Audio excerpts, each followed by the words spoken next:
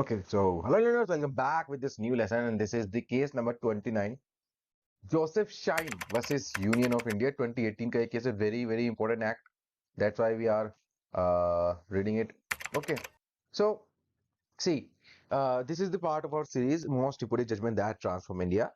तो 28 cases अब आज तक हम कवर कर चुके हैं. 29 एंड 30 वाला केस जो रहेगा वेरी इंपॉर्टेंट रहेगा, उसको मिस मत करना. ऑलरेडी रिकॉर्डेड है, बस पब्लिश करना बाकी है. आई वांट कि आपका प्रॉपर एंगेजमेंट हो इस वाली वीडियो पे, right? Then I will publish that. Okay, so 2018 का one of the hot topic था अडल्ट्री, राइट? अडल्ट्री बेसिकली इसमें क्वेश्चन ये था आपका सर एंड मैम कि is adultery a criminal offence, right? And this is basically part of कि ये जो जोसेफ शाइन केस है इसने स्ट्रक डाउन कर दिया था section 497 of the IPC which is Indian penal code. And अब तो इंडियन पीनल कोड को भी बेसिकली हमने क्या कर दिया, सब्स्टिट्यूट कर दिया. सो विच क्रिमिनलाइज्ड आपका एडल्ट्री. सो इसने individual liberty and gender parity के जो हॉरिजन्स थे उसको एक्सपेंड कर दिया था काफी ज्यादा, राइट? सेकंड, जो हम बात करते हैं कि जो कोर्ट है उसने इसमें पुट्टा स्वामी जजमेंट, राइट, हमने डिस्कस किया था पुट्टा स्वामी जजमेंट. तो डेफिनेटली आप उसको देखना है, लिंक डिस्क्रिप्शन में देख लो एक बार जाकर के कि उसको इसमें रेफरेंस लिया था डेफिनेटली. तो हम स्टार्ट करते हैं, वही हमारा जो स्ट्रक्चर वे में पढ़ते हैं हम. पहले इंट्रोडक्शन, फिर बैकग्राउंड आएगा आपका, फिर आपका आर्ग्यूमेंट्स आएंगे, जजमेंट्स आएंगे, इंपॉर्टेंस आएगा, right? So this is the pattern जो हम आज तक फॉलो करते आ रहे हैं, वही करेंगे इसमें भी, राइट? सो ओके, इंट्रोडक्शन देखते हैं. जैसे कि मैंने आपको बताया कि Joseph Shine versus Union of India case है. सुप्रीम कोर्ट में लैंडमार्क जजमेंट ये दिया था, स्ट्राइक डाउन कर दिया था article section 497 of the IPC. And Joseph shine जो थे इसके अंदर, just a second, Joseph shine जो थे ये आपके पिटिशनर थे एंड यूनियन ऑफ इंडिया में क्या थी, रिस्पोंडेंट थे, राइट? ओके, सो राइट, बात करते हैं बैकग्राउंड की. सबसे पहले बैकग्राउंड देखो, वेरी इंपॉर्टेंट है बैकग्राउंड समझना. ओके, सो सबसे पहले बैकग्राउंड देखो. पूछते हैं इसके अंदर, बताते हैं कि जो सेक्शन 497 है आईपीसी का, आईपीसी 8060, कहते हैं कि इसमें ये एडल्ट्री को पनिशेबल बनाता है. तो what is actually the word defines, right, कि एडल्ट्री होता क्या है. तो इसमें पहले अंग्रेजी सुन लो, आईपीसी की अंग्रेजी जो लिख के गए वो सुन लो. whoever has sexual intercourse with a person who is and whom he knows or has a reason to believe to be the wife of other man without the consent and the convenience of the man. देखो सुनो, एक man है, एक women है, ये दोनों couple है, यानी कि हस्बैंड वाइफ है.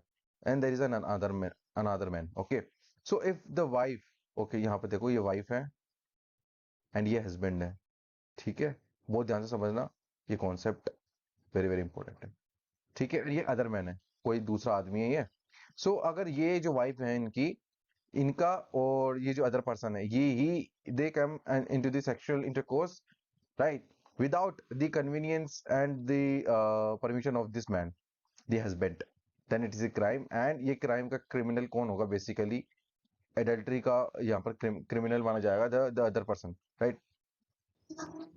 so इसमें एक वर्ड और इस्तेमाल हुआ था which is called the abettor, यानी कि जो वाइफ रहेगी इन सच केसेस में, the wife shall not be punishable as an abettor. abettor का मतलब होता है भड़काने वाला या बहकाने वाला, right? so wife को इसमें कोई पनिशमेंट नहीं मिलेगी, but the other person, the other man will be punishable by the law.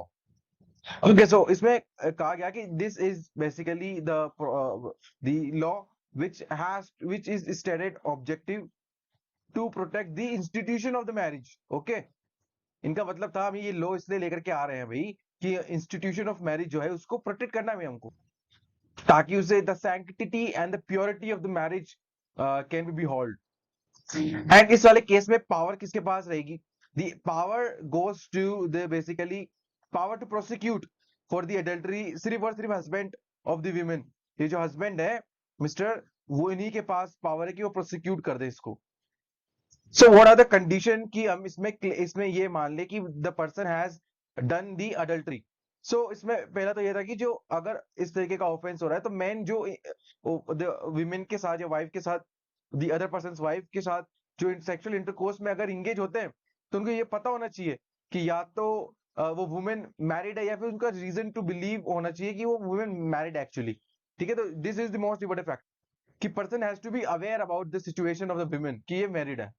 But you know what, कि सबसे स्ट्रेंज पार्ट क्या है इस वाले केस, इस वाले प्रैक्टिस का, दी एडल्ट्री का। देखो इसमें कहा जाता है कि ऑफेंस ऑफ अडल्ट्री नहीं माना जाएगा जब ये husband the person this wait, जब इनके कंसेंट, इनके कन्वीनियंस से अगर इस तरीके का कोई सेक्सुअल इंटरकोर्स होता है तो it can not be termed as the adultery, ठीक है, तब इसको एडल्ट्री नहीं माना जाएगा। अच्छा, सबसे पहली बार जो इसको चैलेंज किया गया था वो किया गया था 1954 में, बट इसकी स्कोप जो था वो वेरी मच लिमिटेड था। वो बस ये चाहता था कि जो एक्सक्लूजन ऑफ द वुमेन है फ्रॉम द पनिशमेंट, यानी कि विमेन को भी इक्वली कल्प्रिट माना जाए एंड उनको भी पनिशमेंट दी जाए, बस ये यही था कि लिमिटेड था। ठीक है, तो सबसे पहली बार कब चैलेंज किया गया? 1954 में। एंड इसके बाद जब हम बात करते हैं, इसको फिर से चैलेंज किया गया था Sowmithri Vishnu versus Union of India case and Yusuf Abdul Aziz versus State of Bombay case, जिसके अंदर सुप्रीम कोर्ट ने इस वाले जो ये जो लॉ है, ये कानून है, ये एक्ट है, उसको अपहेल्ड किया था सुप्रीम कोर्ट ने, कॉन्स्टिट्यूशनल की अपहेल्ड, उसकी वैलिडिटी को माना था सुप्रीम कोर्ट ने। ठीक है, ओके, सो बात करते हैं जोसेफ शाइन। ये बेसिकली एक होटलियर है, होटलियर थे केरला से, जो कि इटली में रहते थे। ठीक है, एक होटलियर जो होटल का काम देखते हैं, वो एक केरला में रहते थे, इटली में, बेसिकली केरला से थे, इटली में रहते थे। इन्होंने एक पिटीशन फाइल किया अंदर article 332 which is the under the supreme court, sorry. तो इन्होंने चैलेंज किया सेक्शन 497 को आईपीसी के, एंड उसी के साथ सेक्शन 198(2) ऑफ द सीआरपीसी को। अब ये क्या होता है वो बता देता हूं आपको। बात करते हैं, ये जो सेक्शन 497 था आपको पता ही है, बट 198 सेक्शन का जो सब सेक्शन 2 है ऑफ द सीआरपीसी, ये कहता है कि no person other than the husband of the women, यानी कि जो विमेन है वो उसी को अग्रीव्ड माना जाएगा, अग्रीव्ड यानी पीड़ित माना जाएगा इस वाले केस में। ठीक है, so this is hence be punishable act and punishable offence under article, under section 497। ठीक है, यानी कि क्या कहा गया इसके अंदर कि जो पीड़ित है ना इसके अंदर, वो हस्बैंड है of the women, husband, right. And इसीलिए ये बेसिकली हम बात करते हैं ऑफेंस है, punishable. According to this section 198(2), देखो अगर वो हस्बैंड इस टाइम पे अवेलेबल नहीं है, राइट, एब्सेंस है उनका, तो इन जो विमेन की केयर करने, ये बेसिकली ऑफिशियल वर्ड्स है कि the person who care of the women, तो उस हस्बैंड के बिहाफ पे भी जो है बेसिकली प्रोसिक्यूट कर सकता है to the other man, right. तो कंप्लेंट वो की जा सकती है। So this is the overall background. अब आर्गुमेंट देख लेते हैं वेरी स्ट्रक्चरल फॉर्म में। तो सबसे पहले पिटिशनर्स के आर्गुमेंट देख लेते हैं क्या कहते हैं ये। तो सबसे पहले वही द बेसिक की आर्बिट्री है, वायलेशन करता है सब्सटेंसिव इक्वालिटी का, राइट। नेक्स्ट बोलते हैं कि denied equal equality to the women, ये बोलते हैं कि एक इंस्टीट्यूशन ऑफ मैरिज अगर आप चला रहे हो तो उसमें हस्बैंड एंड वाइफ का इक्वल फुटिंग होना चाहिए, लेकिन यहाँ पर वो डिफरेंट फुटिंग का हम बात क्या करते हैं। ठीक है, ठीक है, ओके। थर्ड हम बात करते हैं, सी ये वाला आर्गुमेंट बहुत अच्छा है। देखो इसमें कहते हैं कि अगर आप बात कर रहे हो कि it's an institution of marriage and marriage से रिलेटेड ही एडल्ट्री को माना जाएगा एक ऑफेंस, तो लेजिस्लेचर जो sexual intercourse married man and single women के बीच में होता है उसको तो एडल्ट्री नहीं मानते। क्यों नहीं मानते भाई? यहाँ पर इक्वालिटी नहीं आ रही आपकी वुमेन्स को लेकर के। ठीक है, नेक्स्ट बात करते हैं कि फोर्थ है इसमें denied women's agency and autonomy. ये कहते हैं कि ये बहुत डिस्ट्रक्टिव है, विमेन्स को उनकी एजेंसी से डिप्राइव करते हैं, यानी कि ऑन करना अपनी सोल को अपनी बॉडी पर। ठीक है, ऑटोनॉमी एंड डिग्निटी पर। सो ये एक ऐसा नोशन बना देता है कि जो विमेन्स को bye entering upon a marriage loses, ठीक है, यानी कि मैरिज में आप आते ही अपनी आइडेंटिटी, अपनी एजेंसी खो देते हो ऑन योर सेल्फ, यानी कि अपने आप पर, यानी कि अपनी बॉडी पर, अपनी सोल पर। ठीक है, तो ये बात है। सो नेक्स्ट तो ये बोलते हैं कि बहुत ही पैट्रियार्कल कॉन्सेप्ट है ना, कि वुमेन्स को एज अ प्रॉपर्टी एंड देखा जाता है, and it entrenches also the gender stereotypes, right.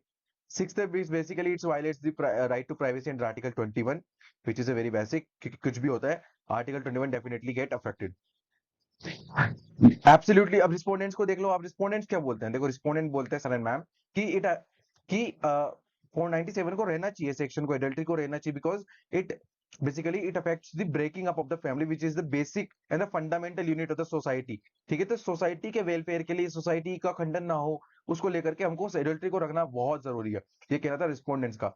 Second बात करते हैं morality of the society, spouse and the children दो विच आर अफेक्टेड, राइट। तो ये दो जनों का मैटर नहीं है, it is actually about the other stakeholders also and the overall society. At large. Okay, so next बात करते हैं कि adultery is not just an act, कि जो दो बेसिकली बताया ना मैंने कि दो जनों को अफेक्ट करे, ठीक है। थर्ड है बेसिकली कि जो एडल्ट्री है इसेंशियली वायलेंस प्रिपेयर करता है बाय एन आउटसाइडर, है ना। And with the complete knowledge and intention कि जो फैमिली है ना वो बेसिक यूनिट ऑफ सोसाइटी है, लेकिन फिर भी वो इंटरफेयर करता है, is a form of the another violence in the in the family and at the society at large. ये बात इसमें यहाँ पर कही गई है। बात करते हैं कि जो फोर्थ पॉइंट है आपका आर्टिकल 15(3). सो ये कहते हैं कि on the grounds of the affirmative actions जो कि हम बनाते हैं ना कि फॉर द विमेन्स के खिलाफ जो डिस्क्रिमिनेशन हो रहा है वो आर्टिकल 15(3) बताते थे आपको, है ना। एंड कि विमेन्स को इसलिए एग्जेम्प्ट रखा गया है कि हम यहाँ पर क्या कर रहे हैं, एक्सेप्शनल या फिर अफर्मेटिव एक्शन की तरफ इसको देखा जा रहा है। That's why women are safe. बात करते हैं कि जो सैंक्टिटी है of family life and the right to marriage are fundamental rights होते हैं, है ना। तो ये राइट टू लाइफ के अंदर ये भी तो कवर है। अगर हम इसको नहीं प्रोटेक्ट करेंगे तो this is also the violation of the fundamental rights. तो अगर कोई आउटसाइडर आकर के आपका ये राइट वायलेट करता है, इंजर करता है, तो इसको डिटर करना बहुत जरूरी है ना, पनिश करना बहुत जरूरी है according to the criminal law. That's why it has to be the constitutionally valid. तो ये बेसिकली रिस्पोंडेंट्स के आर्गुमेंट्स थे, पिटिशनर्स के हमने देख ही लिए थे। इन द नेक्स्ट पार्ट हम देखेंगे कि द जजमेंट्स कि सुप्रीम कोर्ट ने दलीलें सुन ली दोनों की, बहुत ही बेसिक थी। तो इसके अंदर बेसिकली जजमेंट आया। देखो, सबसे पहले बात तो ये की गई कि विमेन्स के खिलाफ डेफिनेटली डिस्क्रिमिनेशन है एंड विमेन्स को एज एन इसलिए पनिश नहीं किया because they could not seen be as an abettor, है ना, मैंने बताया आपको। तो ये जो सेक्सुअल रिलेशनशिप्स रहेगी इसके अंदर, तो इसमें वुमेन भी विक्टिम है। तो वुमेन्स का एक्सेम्पशन होना जो कि 15 article 15(3) fundamental right affirmative actions के थ्रू इसमें जो वुमेन्स को दिया जा रहा है ना, दिस इज वैलिड। कि जो आर्टिकल 15(3) के अंदर जो प्रोविजन है वुमेन्स को प्रोटेक्शन का, कि वुमेन्स को क्यों नहीं सजा मिलती है इसके अंदर, तो दैट इज जस्टिफाइड। तो ये सुप्रीम कोर्ट ने कहा, पहला आर्ग्यूमेंट ये था। हावेवर, लेकिन सुप्रीम कोर्ट ने ये भी कह दिया कि जो डिस्क्रिमिनेशन है जो कि पैटर्नलिस्टिक या पैट्रियार्कल नोशंस पे बेस्ड है, that is unconstitutional and it cannot be claim the protection of under article 15(3). ठीक है, तो ये इस चीज को लेकर के यहाँ पर उन्होंने क्लियर क्लियर कर दिया एक्चुअली। अच्छा, नेक्स्ट बात ये कही गई कि ये जो कोर्ट ने ऑब्जर्व किया कि जो प्रिंसिपल है ना कि जिस पे बेसिस पे सेक्शन 497 को लेकर के आया गया है, विच रेंडर्स एक्चुअली आपका कि preservation of the sexual exclusivity of a married women, जिसमें किसका फायदा है, जिसमें एक डेफिनेटली हस्बैंड का फायदा है ना। तो the owner of her sexuality, तो वो उसको उसका ओनर बना देता है द हस्बैंड को। सो सच पैट्रियार्कल अंडरपाइनिंग जो है अंडर आर्टिकल सेक्शन 497, ये रेंडर करती है provisions of manifestly arbitrary, right. These are the arbitrary provisions, क्योंकि वुमेन्स की सेक्सुअलिटी पर हक उनका सबसे पहले होता है, then I mean exclusive rights इन्हीं को होता है टोटली। सो इट वायलेट्स की जो नॉन डिस्क्रिमिनेशन प्रिंसिपल्स होते हैं अंदर आर्टिकल 15, तो उसको ही ये वायलेट कर दे रहा है, ठीक है। तो ये सुप्रीम कोर्ट का इसमें कहना था। सुप्रीम कोर्ट ने यह भी ऑब्जर्व किया कि सेक्शन 497 डिनाइल करता है विमेन्स को जो इनकी सब्सटेंसिव इक्वालिटी है, कि अगर विमेन किसी पर्टिकुलर एक इंस्टीट्यूशन में जुड़ती है जैसे मैरिज, तो उसमें जुड़ती वो अनइक्वल पार्टिसिपेंट बन जाती है इंडिया में। So this in itself denial of a substantive equality which is protected under article 14, right, under article 14। Okay, तो अंडर आर्टिकल 14 जो है ये इसका वायलेशन हो रहा है। नेक्स्ट बात की थी, कोर्ट कहते हैं कि जो सेक्शन 497 है is a denial of a constitutional guarantees under article 21। Article 21 भी वायलेट हो रहा है भाई इसके अंदर, तो इसी को भी आपको हटाना पड़ेगा। नेक्स्ट, सेक्शन 497 को अनकॉन्स्टिट्यूशनल डिक्लेयर कर दिया। Yes sir and ma'am, unconstitutional declare कर दिया गया यहाँ पर, है ना। अकॉर्डिंगली जो डिसीजन था Sowmithri Vishnu case which was over, जिसमें हमने डिस्कस किया था कि जो हम बात करते हैं ना स्वामित्र विष्णु केस में अपहेल्ड किया था, उसको ओवर कर दिया, यहाँ पर उसको अनकॉन्स्टिट्यूशनल डिक्लेयर कर दिया। तो कोर्ट ने ये भी कहा कि आर्टिकल 198(2) जो है of the CRP which contains आपका प्रोसीजर ऑफ द प्रोसिक्यूशन, हमने डिक्लेयर कर दिया, shall be unconstitutional only to the extent that it is applicable to the offence of the adultery. क्योंकि जो देखो, जब सेक्शन 198(2) का एंगेजमेंट होगा 497 से, only then and only then it is an unconstitutional, otherwise it is a constitutional section, right. समझ में आ गया आपको? ओके, इंपॉर्टेंस देख लो भाई इसका। देखो, by over ruling the earlier judgment, जो जैसा कि हमने बात स्वामित्री विष्णु केस में सुप्रीम कोर्ट ने उनको ओवर रूल कर दिया, एंड ये भी कहा कि हम कोई पैसिव प्रिजनर्स नहीं है, हमारे कोई पुराने जजमेंट्स को लेकर के। देखो आज हम उनको बहुत ही नॉर्मल लगता होगा कि, लेकिन उस टाइम पे ऐसा नहीं था। आज बहुत चेंज आ चुका है पिछले 5 सालों में।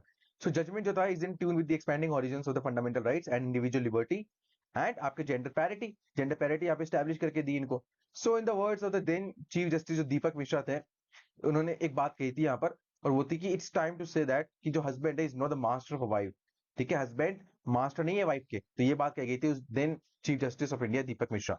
ठीक है, तो ये था हमारा case Joseph Shine versus Union of India 2018 का। नेक्स्ट लेसन हम देखेंगे Navtej Singh Johar and others versus Union of India, ये भी 2018 का केस है, जिसमें हम देखेंगे homosexual sex is a crime है कि नहीं है। ठीक है, तो जब तक के लिए stay tune and do support, do share and do like the session and lectures. हम बहुत सारी चीजें लेकर के आएंगे। यूजीसी नेट का हमने स्टार्ट कर दिया है ऑलरेडी, फर्स्ट लेक्चर अपलोडेड है, you can go and directly watch it. Okay, so मिलते हैं अगले लेसन, जब तक के लिए stay tune and have a nice day.